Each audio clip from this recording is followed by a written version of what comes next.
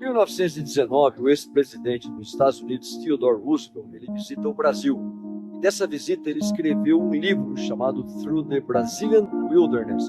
E ele contava aqui no Brasil Central, onde ele visitou, aqui a região de Sinop, a riqueza que tinha toda essa região. Ele dizia que o que faltava aqui era uma ferrovia. Com essa ferrovia haveria muita prosperidade, muita riqueza para essa região do Brasil Central. Mas eu desconfio, o presidente Roosevelt sabia do nosso Supremo Tribunal Federal. Por quê? Porque hoje essa ferrovia, chamada Ferrogrão, que há muitos anos nós estamos tentando construir, ela sairia aqui de Sinop, a 933 quilômetros de trajeto, chegando lá no Rio Tapajós, no Pirituba, no estado do Pará, ela está parada por uma decisão de um único ministro do Supremo Tribunal Federal. E a ironia, que ocupa mais de 900 quilômetros, essa ferrovia, se ela estivesse hoje em funcionamento, ela iria reduzir o custo do frete daqui de Sinop até lá, o porto do barco, em cerca de 30%.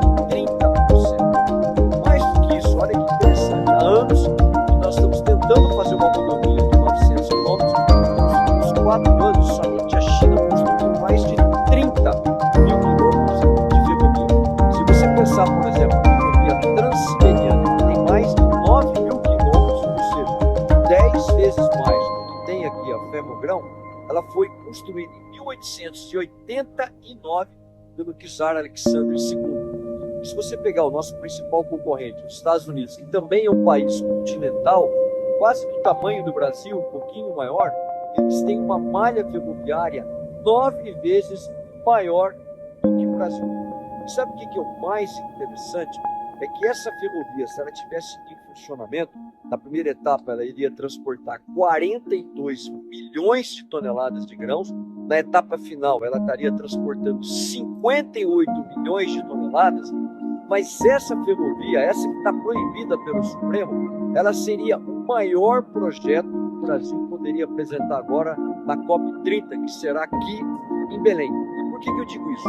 Porque nenhum outro país do mundo tem um projeto ambientalmente favorável como a Ferrogrão.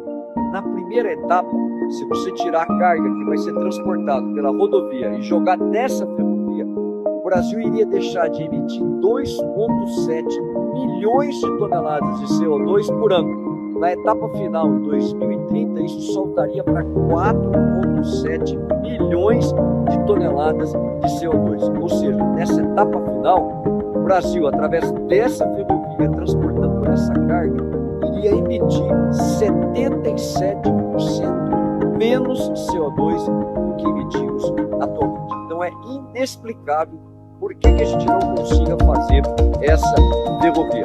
Sabe qual que é a ironia? Existem várias ONGs que são adversárias, que combatem a construção dessa ferrovia. E uma delas, por exemplo, é o Instituto Socioambiental. E esse instituto, no ano de 2021, teve um orçamento de 35 milhões de reais. E ele usava esse dinheiro para combater a ferrovia. E desses 25 milhões de recursos, eles vieram do exterior e principalmente da Europa. Então veja que coisa interessante. Essa é a principal obra, uma obra incrível, fantástica de descarbonização da nossa economia. Só que isso, esse grande interesse do Brasil, não está atrelado aos interesses dessas organizações não governamentais.